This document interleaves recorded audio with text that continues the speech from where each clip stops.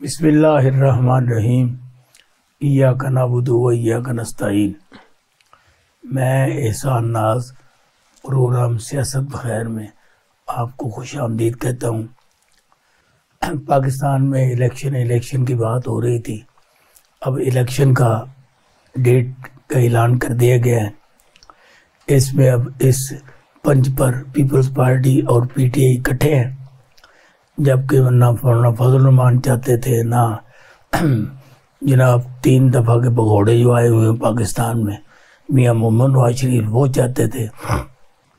लेकिन न जाने के अंदर से तारें या कुंडियाँ हिलाई जा रही हैं।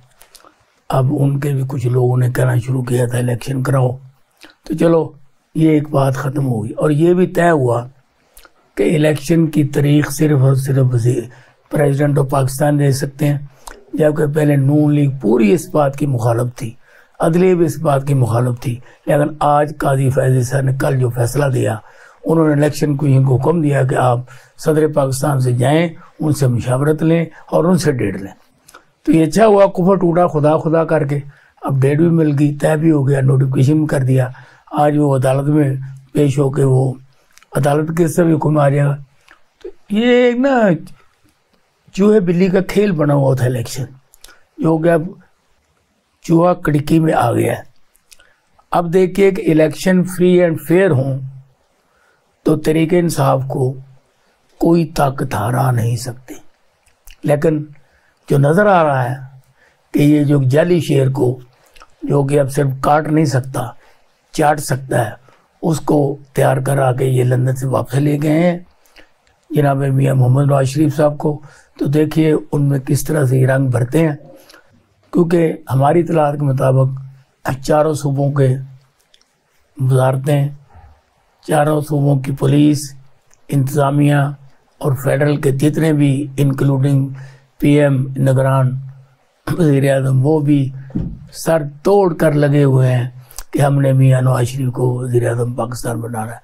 और इसकी एक कड़ी कल ये हुई है कि बाप पार्टी जो के जिनके ये निगरान वज़ीर आज़म है, इनसे कल याद सादिक साहब ने क्वेटा में मुलाकात की है और उन्हें ये कहा है कि आप हमारे साथ इत्तेहाद करें या हमारे साथ ज़िम हो जाएं। तो उन्होंने कहा ये हमारे पास या नवाज शरीफ आए, या मरीम आए, या शहबाज शरीफ आए, आप आए, आपकी मेहरबानी। तो देखिए ना, ये आसमान पे रंग बिखेरे जा रहे हैं, रंग बिरंगे, कि उन्हीं के निगरान हैं, उन्हीं की हुकूमत है, उन्हीं के साथ मिलके ये जो चुमुखी लड़ाई लड़ी जा रही है। लेकिन एक खान है जो जेल में बैठा भी उनको धाड़ रहा है, और इन्हें ये नज़र आ रहा है कि हम जितने मर्दी इकट्ठे हो जाएं, खान को वोट पड़ेंगे, लोग खान के साथ हैं। लेकिन ये एक मसरूई तरीके से अगर ये हुकूमत बनाने में कामयाब भी हो जाएं, तो आई नो वेरी वेल कि ये हुकूमत नहीं चलेगी, क्योंकि अवाम इनके साथ नहीं होंगे, वोटर इनके साथ नहीं होंगे, बाकी तमाम सियासी पार्टियां भी इनकी मुखालफत करेंगी। तो इसलिए मेरी मुल्तमस मैं गुजारिश करता हूँ उन लोगों से जो कि हुक्मरानी देते हैं कि वो होश के नाखन लें और उस शख्स को मुल्क का वज़ीर आज़म बनाएं जिसके साथ वोट हैं। तो आज मैंने इलेक्शन से हट के, सियासत से हट के अपने मौजू को बदला है, और इसमें हमने पाकिस्तानी अवाम की सेहत, तंदुरुस्ती, मेडिसिन और हॉस्पिटल की हालत ज़ार, और ये जो बढ़ती हुई डे टू डे बीमारियाँ जिनमें फाका कशी है, लोगों के पास पैसे की रेल पेल नहीं है, लोगों को वो खुराक नहीं मिल रही, प्रोटीन नहीं मिल रही, जिसकी बुनियाद पर ज़्यादा लोग बीमार हो रहे हैं। तो अगर हुकूमत ज़्यादा फंड्स महकमा सेहत पर खर्च करे तो इसके कई तरीके से और भी पैसे बच सकते हैं। ना अस्पतालों में इतने पेशेंट जाएंगे, ना हॉस्पिटल में रश पड़ेगा, ना इतने डॉक्टर रखने पड़ेंगे, और ना इतनी मेडिसिन लेनी पड़ेगी। तो आज हमने इस सिलसिले में जिस शख्सियत को दावत दी है, वो शख्सियत किसी तारुफ की मोहताज नहीं है। जनाब डॉक्टर तनवीर अहमद साहब हैं, जो कि हमारे स्टूडियो में मौजूद हैं। उन्होंने कई बार हमें ज्वाइन किया है, लेकिन हम ग्रुप की शक्ल में आते रहे। लेकिन आज मैंने उनसे खुसूसी दावत की कि ये तशनगी रह जाती है, तो आप काइंडली अकेले ही आज तशरीफ लाएँ, और उन्होंने मेहरबानी की। जनाब डॉक्टर साहब, मैं आपको अपने शो में वेलकम करता हूँ। बहुत शुक्रिया, थैंक यू। शुक्रिया। आप बहुत मसरूफ़ तरीन शख्सियत हैं, तो अभी आप सेंट्रल पार्क से आ रहे हैं। जी जी। अभी आपने यहाँ से होकर पता नहीं कहाँ जाना, जुम्मा में पड़ा होगा। जी कि बड़ा शेड्यूल आपका बिजी है, मैं आपको बहुत ममनून हूँ और दोबारा ममनून हूँ। जी जी, कोई मसला नहीं है एहसान साहब, कोई मसला। तो डॉक्टर साहब आप ये बताएं कि पाकिस्तान में इस वक्त जो महकमा सेहत के लिए फंड रखे जाते हैं उस सूबों में या मरकज़ में, वो सही है, दुरुस्त है, या कि उनको बढ़ाया जाना चाहिए? और डॉक्टर्स की जो तादाद है पाकिस्तान में वो तो माशाल्लाह बहुत ज़्यादा है, क्योंकि प्राइवेट जो डॉक्टर बनाने वाली फैक्ट्री है वो डे टू डे काम कर रहे हैं, लेकिन मुझे वो रिस्पॉन्स नज़र नहीं आता जो कि शोबा डॉक्टरी में और आवाम में होना चाहिए। जी, सबसे पहले तो शुक्रिया एहसान साहब कि आपने मदऊ किया, और मेरी ये खुशकिस्मती है कि मैं आपके साथ बैठा हूँ, और आज मैं लब कुशाई की कोशिश करूँगा कि जितने भी हमारे मसाइल हैं हेल्थ से रेलिवेंट, तो उसमें हम अपने एक्सपीरियंस बेस के ऊपर जो हम ग्राउंड रियलिटी डेली बेसिस पे देखते हैं, तो उसके मुताबिक कोशिश करेंगे कि जो भी अवेयरनेस अपने व्यूअर्स को दी जा सकती है वो देने की कोशिश करें। तो जैसे कि आपका सवाल है कि हेल्थ का जो बजट है ये कम है, ज़्यादा है, या कम होना, इसको बढ़ना चाहिए या नहीं, तो मैं ये समझता हूँ कि हेल्थ का बजट ना होने के बराबर है।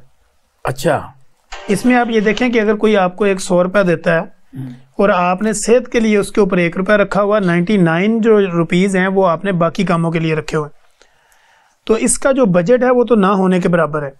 तो इसलिए मेरी जितने भी हमारे हुक्मरान हैं, जो हमारे पॉलिसी मेकर्स हैं, जो डिसीजन मेकर्स हैं, उनसे दस्त बदस्ता अपील है कि आप जो है वो कम अज़ कम, चूँकि जो आपकी हेल्थ है और जो आपके मसाइल हैं, जो आवाम जिसके लिए आप ये सब कुछ करते हैं, जिसके लिए आपने बाउंड्री लाइन खींची हुई हैं, जिसके लिए आपने बॉर्डर बनाए हुए हैं, तो बेसिकली इनको प्रोटेक्ट करने के लिए अब जिनको आपने प्रोटेक्ट करना है उनका बजट जो है वो 1% है, यानी ना होने के बराबर है। अगर हम औसत एवरेज बात करें तो बेसिकली मरीज़ को हॉस्पिटल में तंगी इसलिए होती है कि वहाँ पे डिसिप्लिन नहीं होता, मैनेजमेंट प्रॉपर अपने हकायक नहीं आगे बताती, और जो जितना उनका लोड होता है उससे कम उनके पास सोर्सेज होते हैं, जिसकी वजह से पेशेंट को वहाँ सफ़र करना पड़ता है। तो इसके अलावा बीमारियाँ चूँकि बहुत ज़्यादा हैं, कुछ लाइफस्टाइल चेंजिंग बीमारियाँ हैं, कुछ जो है वो लोगों की, जैसे आपने इलेक्शन की बात की, यानी जिस प्रोग्राम में मैं बैठा हूँ ये सियासत बखैर प्रोग्राम है, तो सियासत बखैर के अंदर मैं ये एडिशन करना चाहता हूँ कि इलेक्शन खुद एक बहुत बड़ी बीमारी है, क्योंकि इसके साइकोलॉजिकल इफेक्ट होते हैं लोगों के माइंड के ऊपर। अच्छा, हर बंदा एक इस टेंशन में है कि इलेक्शन होगा या नहीं होगा तो इसका रिजल्ट क्या होगा। तो being a medical specialist, as a consultant medical specialist, मैं ये समझता हूँ कि जब तक इलेक्शन नहीं होगा लोग एंजाइटी का शिकार हैं, डिप्रेशन का शिकार हैं, दिमागी बीमारियों का शिकार हैं। फिर वो तो ऐलान हो गया ना, अच्छा हो गया ना। अब ऐलान तो हो गया, अब लोगों को इस बात पे यकीन नहीं है कि ऐलान होने के बाद भी इलेक्शन होगा या नहीं होगा, क्योंकि हर बंदा ये पूछता है, चलते फिरते किसी भी जगह अगर आप बैठते हैं गपशप के लिए, चूँकि हमारे भी पॉलिटिकल लोगों के साथ रिलेशन होते हैं, जैसे आप वेल अवेयर हैं, तो हम आपसे भी कुछ ना कुछ सीखते रहते हैं। तो इसी तरह लोग हमसे भी पूछते हैं कि भाई डेट तो 9 हो गई है, पहले भी डेट 9 हुई थी जिसमें 8 नवंबर की डेट थी, अब 8 फरवरी की हो गई है। तो वो कहते हैं कि जैसे फरवरी करीब आएगा कोई ना कोई ऐसी गेम डलेगी और ये 6 महीने आगे चला जाएगा। अच्छा, तो लोग हमेशा जो है ना वो, खुदा करे कि ऐसा ना हो। हाँ, लेकिन ये लगता है ऐसे ही है कि ऐसे होना है, क्योंकि पूरी एक फिल्म तैयार है और वो पूरी दुनिया को नज़र भी आ रही है। अब चूँकि इस वक्त 2023 है, ये सोशल मीडिया का पाकिस्तान है, और ये सोशल मीडिया की दुनिया में बहुत आगे लोग निकल चुके हैं। अगर आपकी आबादी 23 करोड़ है तो उसमें 11-12 करोड़ के पास एंड्रॉयड फ़ोन है, और वो सारे लोग जो है ना वो खबर किसी चैनल की नहीं देखते, वो डायरेक्ट वो खबर निकाल लेते हैं जो उनको हर जगह से मिल जाती है। सोशल मीडिया का कोई भी प्लेटफॉर्म आप इस्तेमाल करें, जैसे टिकटॉक है, इसके अलावा आपका ट्विटर है, फेसबुक है, यूट्यूब है, ये वो सारे सोर्स हैं जो अब किसी टीवी और अखबार की ज़रूरत नहीं रह गई।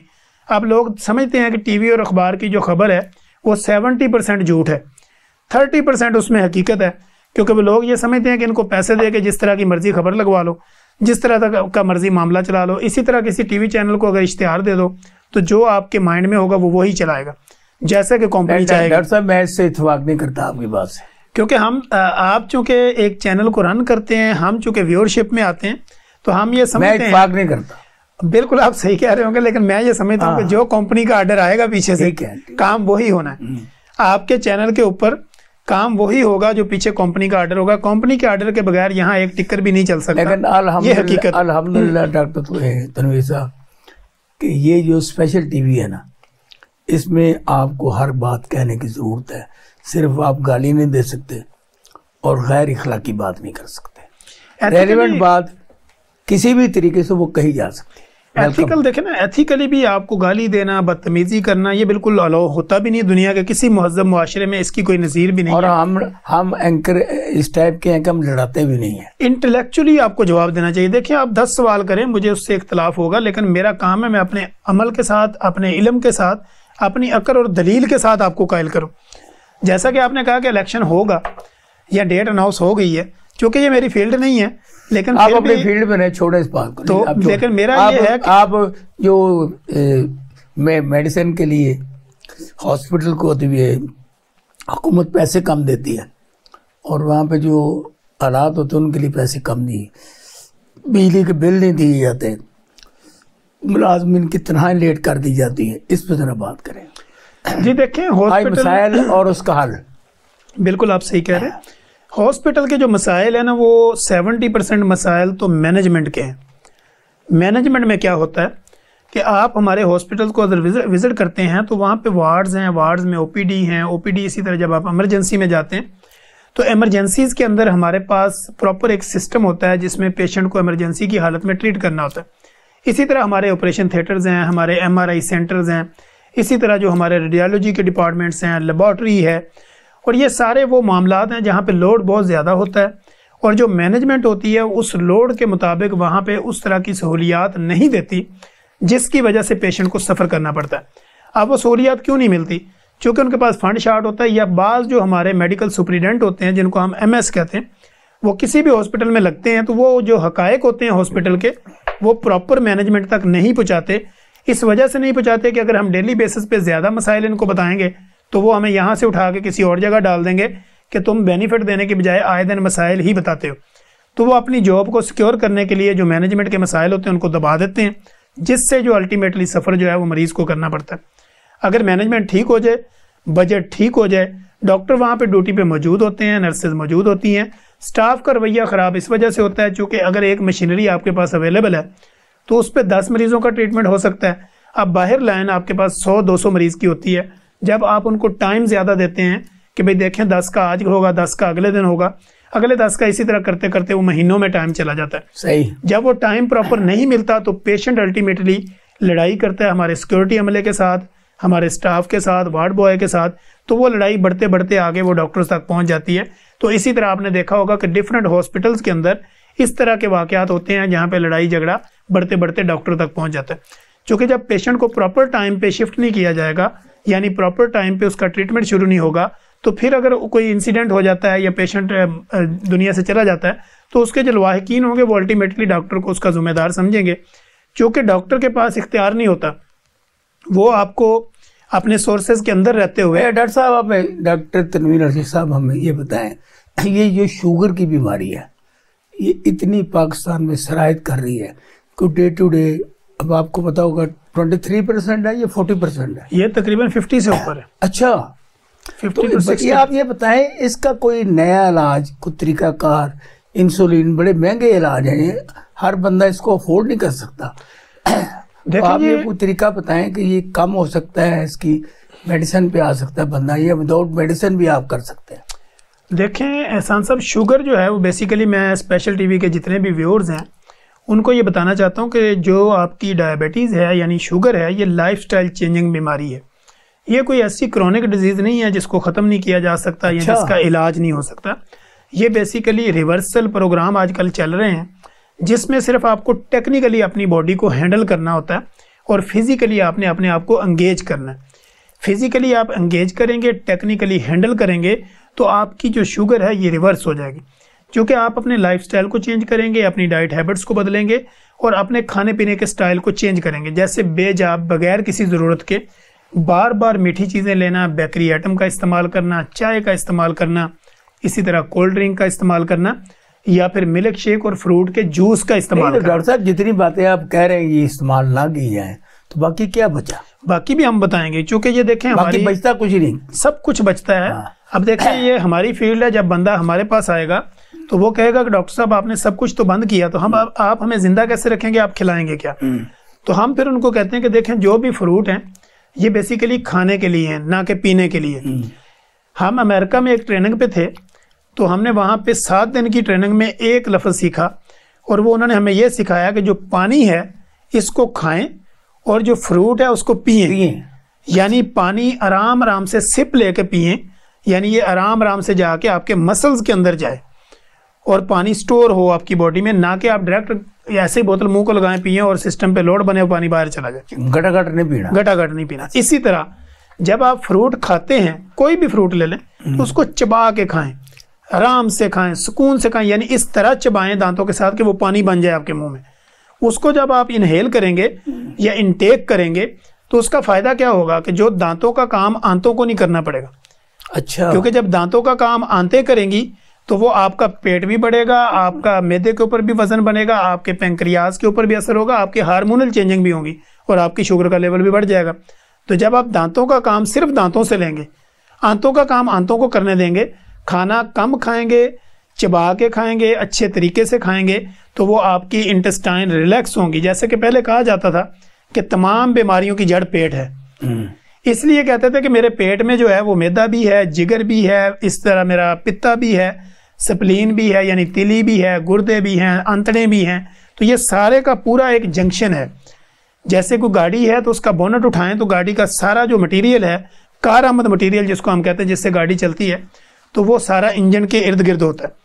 इसी तरह मेरा जो मैदा है वो मेरी बॉडी का इंजन है और सारी कैपेसिटी इसके साथ लगी हुई, तो हमने इसको रिलैक्स करना है, तो बीमारियां ऑटोमेटिकली आपकी ठीक होना शुरू हो जाती है। खास पर टिपिकल मैं जो बात कर रहा हूँ कि गरीब आदमी है वो इंसुलिन नहीं ले सकता, या डॉक्टर सजेस्ट करते हैं इंसुलिन लें। इस वक्त पाकिस्तान में इंसुलिन मिल भी नहीं रही, बहुत शॉर्ट है, इसका भी कॉल बताएं ना। देखें, इंसुलिन हम उन मरीजों को देते हैं कि जिनके अंदर इंसुलिन बन नहीं रही होती या उनकी बॉडी के अंदर, क्योंकि इंसुलिन बेसिकली एक हार्मोन है। जब आपकी बॉडी के अंदर ये हार्मोन बनना कम हो जाता है तो फिर हमें बाहर से इंजेक्ट करना पड़ता है ताकि उसकी लाइफ को चलाना है। लेकिन अगर देखें कि अगर वही मरीज जो इंसुलिन लगा रहा है 20 यूनिट 30 यूनिट या सुबह में ले रहा है, शाम में ले रहा है, उसके बावजूद भी उसकी शुगर जो है वो उसकी कंट्रोल नहीं हो रही, अब वो पेशेंट डिस्टर्ब भी है। जब वो डॉक्टर के पास जाएगा, चूँकि उसने अपना लाइफस्टाइल भी चेंज नहीं किया होगा, अपनी डाइट हैबिट्स को भी नहीं बदला होगा, फिजिकली अपने आप को एंगेज भी नहीं किया, तो जब वो डॉक्टर के पास जाएगा तो अल्टीमेटली डॉक्टर जो है वो उसको दोबारा इंसुलिन ही लिखेगा, क्योंकि उसका मकसद इसकी शुगर को बदल देगा या टैबलेट पे ले जाएगा, क्योंकि उसका जो टारगेट है वो है आपकी जान बचाना, यानी आपकी शुगर को कंट्रोल करके आपकी जान को महफूज करना। ठीक। अब वो आपके अपने हाथ में है कि आप उसको बाहर इंसुलिन के जरिए ही रखना चाहते हैं, टैबलेट पे ही अपने आप को जिंदा रखना चाहते हैं, या आप अपना लाइफस्टाइल चेंज करके अपनी खुराक और डाइट हैबिट्स को बदल के आप अपनी लाइफ को नॉर्मल तरीके से ज़िंदगी इंजॉय कर सकते हैं। उसका बेहतरीन तरीका ये होता है कि 45 मिनट कंटिन्यू आप पैदल चलें और इसी तरह रेगुलर बेस पे एक्सरसाइज करें, वॉक टाइप पे या जहाँ भी घूमे काम करते हैं। सबसे बेहतर तो नहीं, वॉक हमेशा होती ही वो है कि जिसमें आपका मेंटली और फिजिकली आपका माइंड जो है वो एक स्टेट पे चले कि इस वक्त मैं एक्सरसाइज कर रहा हूँ, मैं वॉक कर रहा हूँ, मैं जॉगिंग कर रहा हूँ, मैं रनिंग कर रहा हूँ, मैं फिजिकल एक्सरसाइज कर रहा हूँ, मैं जिम ज्वाइन कर रहा हूँ, मैं बॉडी बिल्डिंग कर रहा हूँ।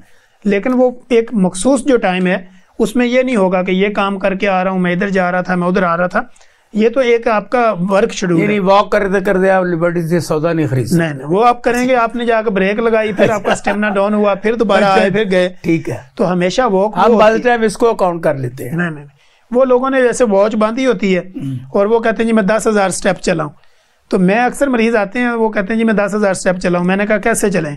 मैं सुबह इधर से उधर गया था, इधर से उधर आई थी, यहाँ काम किया था, वहाँ काम किया। मैं कहा भाई ये स्टेप नहीं है, इनका कोई फायदा नहीं है, आप एक ग्राउंड में उतरे और वॉच पे देखें। अच्छा, शुगर के पेशेंट को आप कम से कम कितने पैसों की मेडिसिन दे सकते हैं डेली के लिए ताकि उसको शिफा मिले?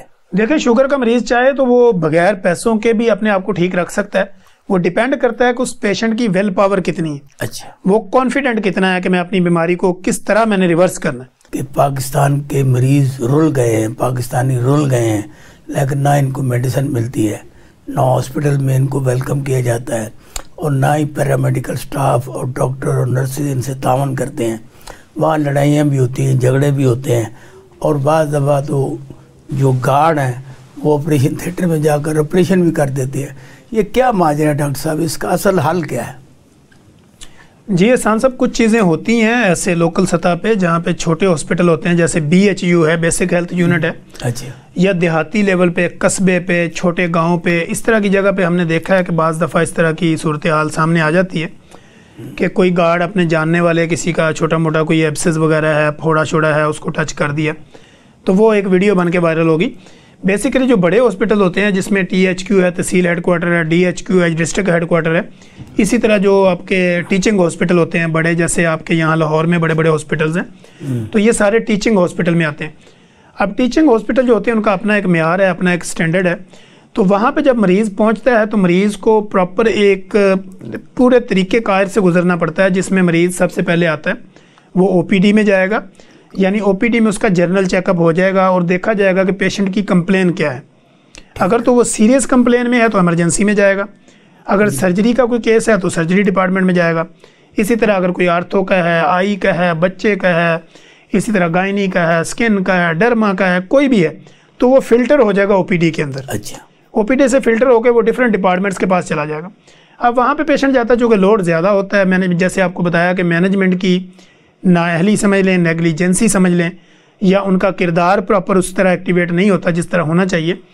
बेसिकली डॉक्टर जो है वो बाइख्तियार नहीं है, चूँकि वो डिपेंड करते हैं मैनेजमेंट के ऊपर। तो मैनेजमेंट वाले डॉक्टर जो होते हैं वो प्रैक्टिस में नहीं होते, वो चूँकि मैनेजमेंट में होते हैं। प्रैक्टिस एक अलग तरीकाकार है, मैनेजमेंट एक अलग है। जैसे आपके इस चैनल की अगर मैनेजमेंट है तो वो बाहर बैठ के देख रही है, प्रैक्टिकल जो है वो आप और मैं अंदर कर रहे हैं। ठीक। तो जिन मसाइल का इल्म या इख्तियार मेरे पास होगा तो मेरे लिए आसान होगा। जैसे मैं कहता हूँ कि मेडिसिन की शॉर्टेज है, तो वो मुतलका डॉक्टरों को ये इख्तियार होना चाहिए कि जितनी वो रिक्वेस्ट बना के भेजें मेडिसिन की, और उसके मुताबिक गवर्नमेंट उनको मेडिसिन दे। इसी तरह सर्जरी वाले जो डिमांड दें उनकी डिमांड को पूरा किया जाए। इसी तरह लैब वाले हैं, रेडियोलॉजी वाले, MRI या एक्सरे, जितनी भी उनकी फिल्में दरकार हैं उनको प्रॉपर दी जाएँ। और पेशेंट का लोड भी जब कम होगा और चीज़ें पूरी होंगी तो पेशेंट को अल्टीमेटली ज़्यादा बेनिफिट मिलेगा। इसी तरह जैसे आपने कहा ब्लड प्रेशर है, शुगर है, मोटापा है, ये पाकिस्तान में इस वक्त 50% से ऊपर जा रहा है। अगर हम बाकी ममालिक में यही रेशियो है सर, हमसे भी ज़्यादा है। किसी मुल्क में, अमेरिका में चले जाएँ, जितने भी बड़े बड़े कंट्रीज़ हैं जहाँ पे ओबीज़ है, मोटापा है, तो वहाँ पे 50% से ऊपर रेशियो चली गई है दुनिया में। ऑल ओवर द वर्ल्ड अगर हम बात करें तो इस वक्त तमाम पॉपुलेशन में 50% लोग जो है ओबीज़ हैं। देखो ना कि शुगर मोटे आदमी को भी है, पतले आदमी को भी है, बच्चे को भी है, औरतों को भी है। ये तो मुझे समझ नहीं आती भी। देखें सर, शुगर जो मोटापे में शुगर है टाइप 2 की शुगर होती है, जो मोटापे के अलावा है वो टाइप 1 की शुगर है। अब वो डिपेंड करता है, अगर आपके बाप को शुगर है, माँ को शुगर है, तो अगर आपने अपनी रूटीन को चेंज नहीं किया तो आपको ऑटोमेटिकली शुगर हो जाएगी। अच्छा। वो बच्चों में हो, आप पतले हो, मोटे हो, उसका कोई फर्क नहीं पड़ता, वो आपके जीन्स में है। उसको हम कहते हैं वो आपकी जीन्स में आ रही है, यानी आपकी नस्ल से चल रही। तो उसको रोकने का तरीकाकार एक ही होता है कि आपको अपना लाइफस्टाइल बदलना। समझ नहीं आई, अगर एक बाप अमीर है तो बेटा गरीब हो जाता है, एक बाप गरीब था बेटा अमीर हो जाता है।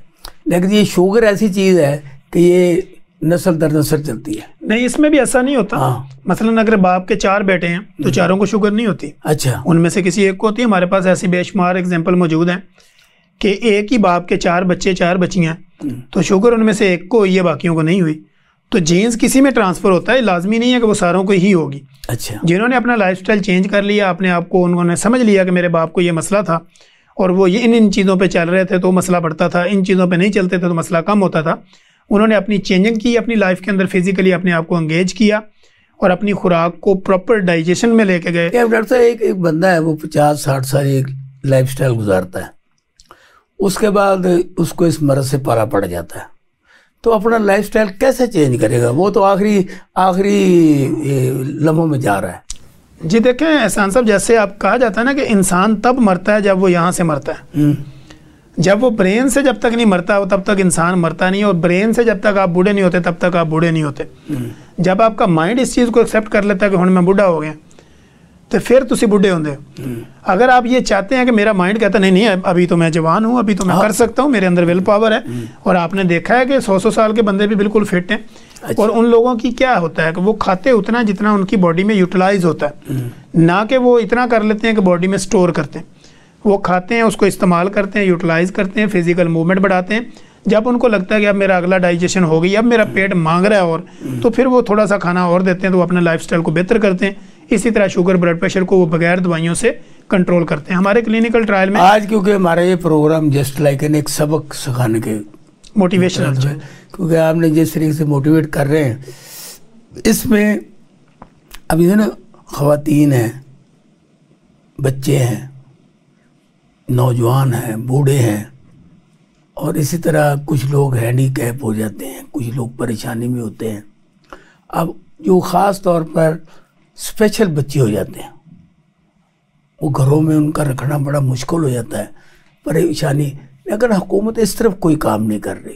इस बारे में आप क्या राय देंगे हुकूमत को कि वो, क्योंकि उससे एक घर में एक हैंडीकैप बच्चा है ना, उसको संभालने के लिए पूरा घर लगा हुआ है, लेकिन वो फिर भी, अब मैं परसों एक घर में गया हूँ तो वहाँ पे एक नौजवान मर्द हैंडीकैप है, वो खाना भी उसको खिलाना पड़ता है, उसको सुलाना भी पड़ता है, उसको वॉशरूम भी लेके जाना पड़ता है। तो अब मैंने देखा है, मैं फॉरेन कंट्रीज में गया हूँ, वहाँ बड़ा इंतज़ाम है ऐसे लोगों के लिए, स्कूल बनाए गए हैं, दरसगाहें बनाई गई हैं, अलग गोशगाहें बनाई गई हैं बच्चों के लिए बड़ो, लेकिन यहाँ कोई ऐसा मुझे मसला नज़र नहीं आता। इस बारे में आप कुछ सही दे हुकूमत को। जी, जहाँ तक मेरा इल्म है हर डिपार्टमेंट मौजूद है। अच्छा, हर डिपार्टमेंट मौजूद है, हर जगह पे मौजूद है। जैसे कि चूँकि हम विजिट करते हैं तो हमें आइडिया होता है, हॉस्पिटल्स के अंदर भी इनकी स्पेशल वार्ड्स मौजूद होती हैं, इसी तरह स्पेशल स्कूल होते हैं।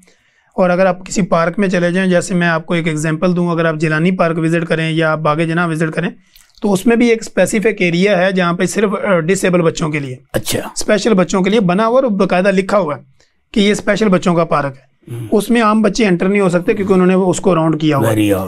तो ये आपके इसमें बागे जना में भी है और ये आपका इधर रेस्कोर्स जिलानी पार्क में है। लोगों को पता चल गया। लेकिन वो बात आपकी ठीक है, चूँकि ये बड़े बड़े शहरों में इस तरह की चीज़ें मौजूद होती हैं और चूँकि आटे में नमक के बराबर है। रियलिटी में चूँकि केस ज़्यादा होते हैं, जैसे मैंने आपको कहा कि हर जगह पे शॉर्टेज ऑफ फंड्स, उसकी जो फंड की शॉर्टेज है, तो उसकी वजह से चीज़ें तो मौजूद हैं, हमारे डॉक्यूमेंट्स के अंदर चीज़ें मौजूद हैं, उनकी सैलरियाँ भी चल रही हैं, स्टाफ भी मौजूद है, लेकिन उस तरह का रिजल्ट नहीं मिलता जैसे हम चाहते हैं। और फॉरेन कंट्रीज़ के अंदर जो आपने एग्जांपल दी, वहाँ पे इंसानों से प्यार किया जाता है।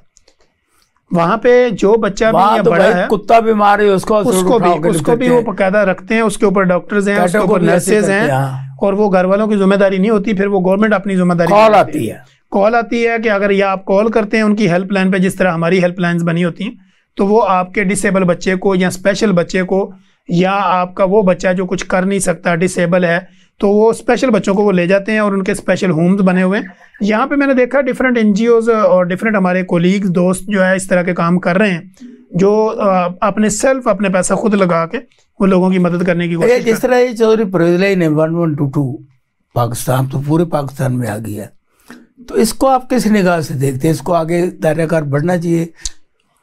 देखें जी, 1122 जो बेसिकली ये हेल्थ में एक बहुत बड़ा इनकलाब है, चौधरी परवेज ने पैदा किया जी। उनके दौर के अंदर ये हेल्थ के अंदर एक बहुत बड़ा इनकलाब पैदा हुआ था। देखें, आप किसी गांव में रहते हैं, मोहल्ले में हैं, या किसी ऐसे कस्बे में हैं जहाँ पे आपके पास एम्बुलेंस नहीं है, रात के टाइम आपके पास कन्वेंस नहीं है, सवारी नहीं है, आप बीमार हो गए, ये इमरजेंसी बन गई है, तो अब आप पहले कोई टैक्सी वाले को ढूंढेंगे, फिर उसका किराया आपके पास नहीं होगा, फिर वो आपको लेके पहुंचेगा, फिर आपको हॉस्पिटल की लोकेशन का पता नहीं होगा, लेके कहाँ जाना ये आपको इल्म नहीं होगा। 1122 बेसिकली क्या करती है, जब आप कॉल चलाते हैं उसको सारा पता होता है कि मैंने इस मरीज को उठाना है, कौन सी स्पेशलिटी का मरीज है, कौन से हॉस्पिटल में मैंने करना है, और कौन सा हॉस्पिटल नज़दीक है। तो 1122 के पास ये सारा इल्म होता है। और फिर 1122 में कुछ ऐसी मेडिसिन भी होती है। 1122 के अंदर चूंकि हमारा पैरामेडिकल स्टाफ जो है ना वो ट्रेंड होता है। अगर आप किसी बाइक से गिर गए, छोटा मोटा एक्सीडेंट हुआ, तो वो वहीं पे आपको उसी वक्त वो फर्स्ट एड ट्रीटमेंट देते हैं, आपकी ड्रेसिंग वगैरह करते हैं, इंजेक्शन वगैरह लगा के आपको वहीं पे फारग कर देते हैं। लेकिन अगर आपका इमरजेंसी केस है, सीरियस केस है, तो उनको पता होता है इसको कहाँ शिफ्ट करना है, इसलिए आपकी टाइम की बचत होती है। वो उठाते हैं आपको, वो डालते हैं गाड़ी में और आपको प्रॉपर शिफ्ट कर देते हैं। अच्छा, आप मुझे ये बताएं कि पाकिस्तान इस वक्त कई मामलात में बहुत पीछे है, कई मामलात में बढ़ने की कोशिश करता है, नीचे कर देता है। अब बांग्लादेश देखे, वो हमसे जुदा हुआ, हम इकट्ठे थे। चाइना में ये तरक्की हो रही है, और मुख्तलिफ वो मालिक जो हमसे कर्जा लिया करते थे, अब हम उनके बेकारी बने हुए हैं। तो इसमें कहाँ तक महकमा सेहत जो है और ये हुकूमत का जो हमारा ये शोबा है, अगर इसमें इन फ्यूचर काम किया जाए तो इन चीज़ों से हम बच सकते हैं। देखिए हर जगह पे जो सिस्टम होता है, ये हेल्थ की बहुत ज़्यादा आती है ना, वो क्या अमदाद, लेकिन वो सही सर्व नहीं होती। सर हेल्थ में जो मेरा जो ओपिनियन है या मेरा जो नज़रिया है या मेरी जो सजेशन है वो ये है कि आप BHU लेवल तक जितने भी हॉस्पिटल हैं ना नीचे तक उनको डेवलप करें, उनके अंदर मशीनरी हो, वहाँ पे कंसल्टेंट अवेलेबल हो, ताकि वहाँ का जो मरीज़ है उसको बाहर किसी और जगह ना जाना पड़े, उसका मसला उसी के शहर में हल हो जाए, ताकि वो बड़े शहरों में और बड़े हॉस्पिटल के ऊपर लोड ना बने। ठीक। इसी तरह जो आपके टीचिंग हॉस्पिटल हैं या आपका DHQ लेवल है, यानी आपका शहर से आपका ज़िला है और ज़िले से फिर आपका जो बड़ा शहर है, तो वहाँ पे हॉस्पिटल का जो जाल गवर्नमेंट का बिछा हुआ है उसमें हर हॉस्पिटल के अंदर मुकम्मल सहूलियात होनी चाहिए और उस सहूलियात के साथ मुकम्मल जो है वहाँ पे कंसल्टेंट अवेलेबल हो। जैसे कि आपने देखा है कि आजकल गायनी के कंसल्टेंट की हर जगह ज़रूरत होती है और इसी तरह आपके आर्थोपेडिक जो कंसल्टेंट उनकी ज़रूरत होती है, इसी तरह मेदे जिगर के कंसल्टेंट की ज़रूरत होती है। तो ये सारी जगह पे अगर उनको छोटे हॉस्पिटल को डेवलप कर दिया जाए तो बड़े हॉस्पिटल के ऊपर लोड कम हो जाएगा और इससे फ़ायदा ये होगा कि मरीज़ को फ़ायदा पहुंचेगा और आपके बजट की भी खपत कम होगी। सही बात है। अच्छा आप ये बताएं कि इस वक्त जो बजट पंजाब में है और ख़ास तौर से ये निगरान इतना सर्व कर रहे हैं और वो निगरान वज़ीर आला पंजाब जो है मोहसिन नकवी साहब, वो हॉस्पिटल पे बहुत तवज्जो दे रहे हैं, क्या इससे कोई लॉन्ग टर्म फ़ायदा होगा? मेरा क्या ये मुझे इसका ये फ़ायदा नज़र आया है क्योंकि जो पॉलिटिकल स्टेबल हुकूमतें होती हैं उसमें चूँकि मिनिस्टर्स ज़्यादा होते हैं, मिनिस्टरों के यहाँ पे लेन देन के मामलात बहुत ज़्यादा होते हैं, तो वहाँ पे जो पैसा खपत होना होता है, तो ये जो निगरान हुकूमत है इसमें मेरा ख्याल है वो मिनिस्ट्री के वो उस तरह के जो खाबे हैं वो ख़त्म हो गए हैं। तो इसमें चूँकि मिनिस्टरों के कम है, वो ज़्यादा इख्तियारात वज़ीर आला के पास हैं, तो वो डायरेक्टली फ़ंड जो है वो सही जगह पर यूज़ हो रहा है। तो मेरा ख्याल है कि ये जो हुकूमत हेल्थ के हवाले से बार बार ये मोहसिन नकवी साहब जो हमारे वज़ीर आला हैं, ये अगर हॉस्पिटल को विजिट कर रहे हैं तो मेरा ख्याल इससे बड़ी कोई खुशाइंदी या कोई भी ऐसी खुशकिस्मती नहीं हो सकती। इनको पक्का वज़ीर आला बढ़ाइए तो काम ज़्यादा नहीं होगा? नहीं, ये तो नहीं मैं कह सकता क्योंकि ये लोगों को पता होता है कि अब मेरी कोई टर्म जो है इतनी पक्की नहीं है, तो ये काम करते हैं। जब इनको पता चले कि मेरी कोई टर्म पक्की हो गई है तो फिर ये नकवी को अगर 5 साल मिल जाए तो ये काम नहीं करेगा? सर ये इस तरह के हमने कई जो अजूबे होते देखे हैं इस मुल्क के अंदर कि वो उनके आनियाँ जानियाँ देखनी होती हैं, आपने काम ज़ीरो होता है। तो ये इस तरह अगर जो काम ये कर रहे हैं बेसिकली इनका एक क्राइटेरिया नहीं है, चूँकि ये केयर टेकर हैं। अरे डॉक्टर साहब मैंने ये देखा है कई दफ़ा जो सरप्राइज विजिट किया जाता है तो उस वक्त कई चीज़ें सामने आती हैं, लेकिन जब अरेंज विजिट होता है तो उस बेड भी लग जाते हैं, डॉक्टर भी मौजूद होते हैं, पैरामेडिकल स्टाफ भी मौजूद होता है, लेकिन वो जो ही चीफ गेस्ट वापस जाता है तो वो ख़त्म कर दिया जाता है। तो इसकी असल बुनियादी वजह क्या, ये धोखा किया जाता है उस चीफ मिनिस्टर ये प्राइम मिनिस्टर से? अभी मैं हॉस्पिटल में भी ऐसे हुआ। सर ऐसे ही है, ये बेसिकली इनको पता होता है सारा। ये ऐसे ही है जैसे किसी जगह एक फिल्म की शूटिंग होनी होती है तो शूटिंग के लिए सारा सेट तैयार होता है। अच्छा, जब शूटिंग हो जाती है उसके आधे घंटे बाद आप उसी ग्राउंड में देखें तो कुछ भी नहीं होता। मेरी गुजारिश, इससे असरात क्या मुरतब होते हैं? सर बेसिकली ये सिर्फ आवाम की आंखों में धूल झोंकने के बराबर होता है। ये लोग असल में सीरियस ही नहीं है। अगर ये सीरियस हो काम करने पे तो ये मसला मेरे जैसे एक नेग्लिजेंट बंदे को दे दिया जाए तो ये मसला 1-2 साल में प्रॉपर ठीक हो सकता है। आप जिस फील्ड का बंदा है उसी फील्ड के बंदे को अपने पास बिठाएं, उसके मसाइल सुने। जैसे आप देखें ना, अगर यंग डॉक्टर एसोसिएशन है हमारे पास, इसी तरह हमारे पास जो है ना वो Pakistan academy of family physician है, पाकिस्तान सोसाइटी ऑफ गैस्ट्रोएंटरोलॉजी है, Pakistan society of internal medicine है। ये डिफरेंट ग्रुप हैं डॉक्टरों के। अगर आपने मसला हल करना तो आप इन ग्रुपों के एक एक बंदे को अपने साथ बिठाएं और उनसे मशवरा लें कि भाई मैंने हेल्थ में चेंज लाना है, किस तरह लाना है, उनकी आप सजेशन लें, उसके ऊपर उनके साइन कराएं और काम शुरू कर दें। ठीक, ताकि कोई बंदा आपके काम में रुकावट ना बने और आप खुल्म खुला काम करें, उसमें मैनेजमेंट भी साथ हो, प्रोफेशनल भी साथ हो। तो आप देखें कोई मसला ऐसा नहीं जो हल नहीं हो सकता। डिपेंड करता है कि आपका फोकस क्या है। अच्छा डॉक्टर साहब, क्या अब देहातों में जो महकमा सेहत की सूरत हाल है वो बड़ी नागुफ्ताबे है, क्योंकि डॉक्टर RHC और BHU में जाते नहीं हैं। अपॉइंटमेंट उनकी होती है लेकिन वो इतना दूर दराज होता है कि वहाँ जाते नहीं हैं, और वहाँ पे सिर्फ ये छोटा स्टाफ जो पैरामेडिकल स्टाफ है वही डॉक्टर है, वही सर्जन है, वही हर चीज़ हो रहा है। तो इसके लिए आपके पास क्या तजवीज़ है कि लोग देहातों में भी जाकर काम करना शुरू करें? हालांकि उनकी तनख्वाहें डबल की जाती हैं, उनको रिहाइश दी जाती है, उनको हर तरह की अकोमोडेशन, या ये ऐसे ही हवा में बातें हैं? नहीं, ये बात आप बिल्कुल सही कह रहे हैं। मैं बता रहा हूँ कि जैसे डिफरेंट जो छोटे हमारे यहाँ सेंटर, रूरल हेल्थ सेंटर होते हैं, इसी तरह आपके बेसिक हेल्थ यूनिट होते हैं, ये होते हैं देहातों में, यूनियन काउंसिल में, गाँव पे। और ये ज़्यादातर आप विजिट करके देखें तो ये गाँव से भी बाहर होते हैं। यानी ये फसलों में जाके बनाया होता है। अब वहाँ पे आप देखें कि एक तो सिक्योरिटी का इशू होता है, अगर कोई फीमेल डॉक्टर की अपॉइंटमेंट हो जाए तो उसके लिए बड़े मसाइल हैं। इसी तरह अगर कोई मेल की हो जाती है तो मेल को वहाँ पे चूंकि अपॉर्चुनिटी नज़र नहीं आ रही होती, जैसे उसने अगर PPSC का इम्तिहान पास किया, पब्लिक सर्विस कमीशन के थ्रू उसकी ड्यूटी लग गई, अब वो वहाँ पे चला गया, अब वहाँ पे उसके पास आगे जो अपनी स्टडी को आगे लेके चलना है, स्पेशलाइजेशन में करना है, वो जॉब के साथ बड़े शहरों में उनको ये सहूलत होती है कि अगर उन्होंने सुबह जॉब की तो शाम में वो स्टडी करेंगे, ठीक, किसी सेंटर पे चले जाएंगे, किसी कॉन्फ्रेंस से सीख लेंगे। तो छोटे शहरों में, देहातों में, कस्बों में जाके ये अपॉर्चुनिटी खत्म हो जाता है। तो ये अपॉर्चुनिटी ना होने की वजह से गवर्नमेंट इसमें एक चेंजिंग कर सकती है कि वहाँ पे जितने बंदों को हायर करे उनको ऑनलाइन की सहूलत दे दे कि भाई जो भी हमने कोर्स करने हैं, जो भी आपको स्पेशलाइजेशन चाहिए, हम आपको ऑनलाइन क्लासेस में ले सकते हैं। अच्छा, ये पहले नहीं हो रहा है, ये नहीं हो रहा। अगर कोई बंदा इंडिविजुअली करने की कोशिश करता है तो उसको होता है। गवर्नमेंट लेवल पे ऐसा नहीं है कि उसको एंगेज किया जाए या उसको सहूलत दी जाए कि भाई अगर आप दूर दराज के इलाके में ड्यूटी कर रहे हैं तो जैसे यहाँ वाले के नंबरों में कोई 5-4% का मार्जिन रखा जाए, क्योंकि ये बंदे की ट्रैवलिंग नहीं हो सकती, ये फिजिकली अपेयर नहीं हो सकता, तो उससे मेरा ख्याल है लोग वहाँ पे रुकना शुरू हो जाएंगे। और ख़ास तौर पे जो मसाइल आते हैं ना, जो आप कहते हैं कि छोटी जगह पे स्टाफ होता है, वहाँ पे LHV होती है, नर्स होती है, डिस्पेंसर होता है। तो बेसिकली छोटे सेंटर पे होता क्या है, आप गए हैं, पेट दर्द है, मोशन है, हल्का फुल्का बच्चे ने उल्टी वगैरह कर दी, तो इसकी 2-4 दवाइयाँ होती हैं जो वो दे के आपको भेज देते हैं। वरना जितने भी ये छोटे यूनिट होते हैं वहाँ पे एक ही काम होता है कि इन्होंने और ला जाओ, एक ही पर्ची बनाते हैं, एक ही पर्ची है कि मरीज इमरजेंसी है तो कहते हैं इन्होंने और ला जाओ।